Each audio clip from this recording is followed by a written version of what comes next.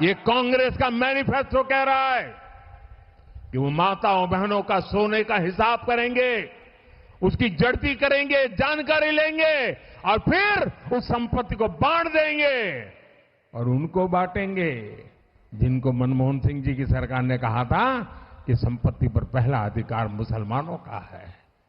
मेरी माताओं बहनों, ये आपका मंगलसूत्र भी बचने नहीं देंगे, यहां तक जाएंगे, मैं कहने आया हूं। अपनी राजनीतिक जीवन की लंबी पारी में क्या मोदी से इस बार सेल्फ गोल हो गया है? डमरू के इस अध्याय में आपका स्वागत है। दरअसल राहुल गांधी ने अपना घोषणा पत्र जारी किया था और उस समय उन्होंने अपने घोषणा पत्र के संदर्भ में ये बताया था उनकी सरकार आने पर उनकी सरकार द्वारा जाति जनगणना कराई जाएगी, आर्थिक सर्वेक्षण कराया जाएगा, संस्थागत सर्वेक्षण कराया जाएगा, जिससे पता लग जाएगा कि किसके पास कितनी संपत्ति है और जिनके पास ज़्यादा संपत्ति है उनकी संपत्ति लेकर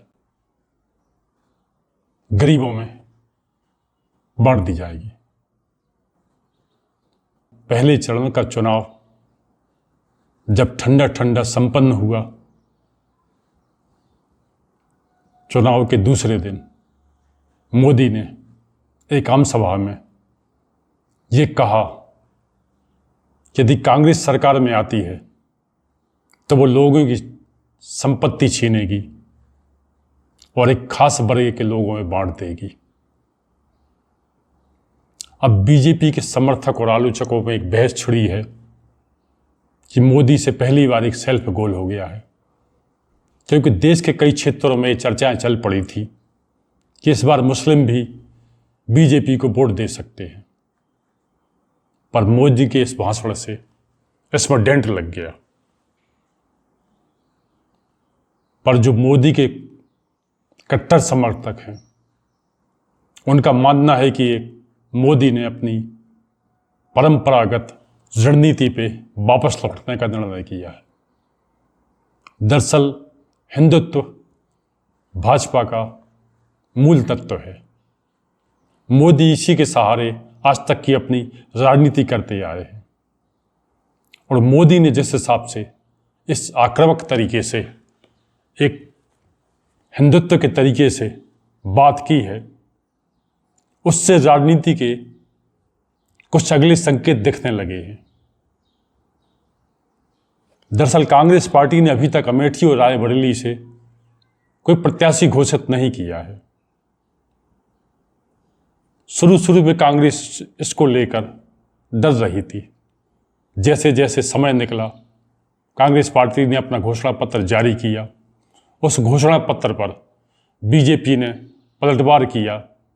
इससे एक तरीके से कांग्रेस के घोषणा पत्र पर पूरे देश में एक बहस छिड़ गई और राहुल और प्रियंका ने इसकी काट में बहुत अच्छे से अपनी बातें रखी। कैसी बहकी बहकी बातें पिछले 2 दिनों में अब ये शुरू हुआ है कि कांग्रेस पार्टी चाहती है कि आपके मंगलसूत्र और आपका सोना आपसे छीन ले। 70 सालों से ये देश स्वतंत्र है। 55 सालों के लिए कांग्रेस की सरकार रही है। किसी ने आपसे सोना छीना, आपके मंगलसूत्र छीने। इंदिरा गांधी ने अपना सोना, जब जंग हुई थी, अपना सोना देश को दिया। मेरी मां का मंगलसूत्र इस देश को कुर्बान हुआ है। एक तरीके से राहुल और प्रियंका के आत्मविश्वास में बढ़ोतरी होती गई और ऐसे में ये माना जाने लगा कि बायनेट की वोटिंग के बाद वहां के कार्यकर्ताओं से एक फीडबैक लिया जाएगा और जिसके आधार पर रायबरेली से प्रत्याशी का चयन किया जाएगा और हालत ऐसे ही सकारात्मक रहे तो प्रियंका गांधी को रायबरेली से चुनाव में उतारा जाएगा।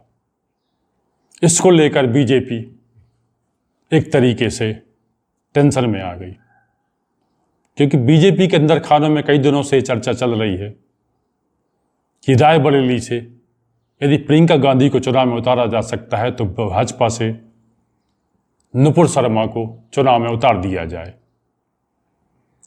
नुपुर शर्मा एक समय भारतीय जनता पार्टी की प्रवक्ता रही हैं।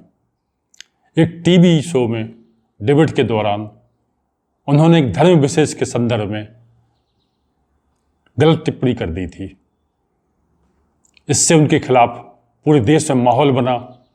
देश के कई हिस्सों में FIR हुई, यहाँ तक कि अंतर्राष्ट्रीय जगत में भी इसकी हलचल मच गई।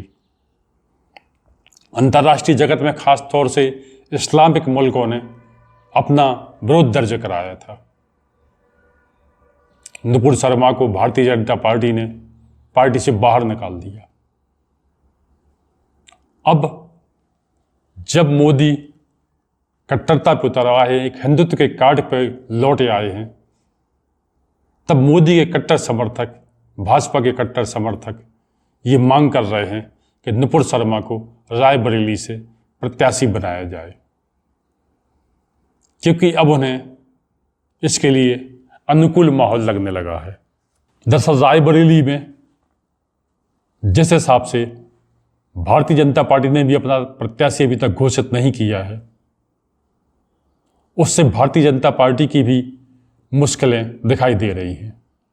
2019 के चुनाव के बाद जिन सीटों पर भारतीय जनता पार्टी हारी थी, उन पर भारतीय जनता पार्टी ने लगातार मंथन किया है। उस हारी हुई सीटों में एक सीट रायबरेली भी है, और इन हारी हुई सीटों पर भारतीय जनता पार्टी किसी भी तरह से जीतना चाहती है। ये हिंदुत्व के कार्ड खेलने से जाहिर है माहौल में कटुता बढ़ेगी, और कटुता से कट्टरता बढ़ेगी, और इस कट्टरता के माहौल में नुपुर शर्मा को जब लाया जाएगा तो माहौल में और गर्मी होगी, वातावरण में और गर्मी पैदा होगी, और इस गर्मी से ध्रुवीकरण होगा। इस ध्रुवीकरण से भाजपा को फायदा नजर आ रहा है। तो आज के लिए इतना ही। आपसे अनुरोध है कि आप चैनल को सब्सक्राइब करें, लाइक करें, शेयर करें, और अपने विचारों से कमेंट बॉक्स में हमें अवगत कराएं।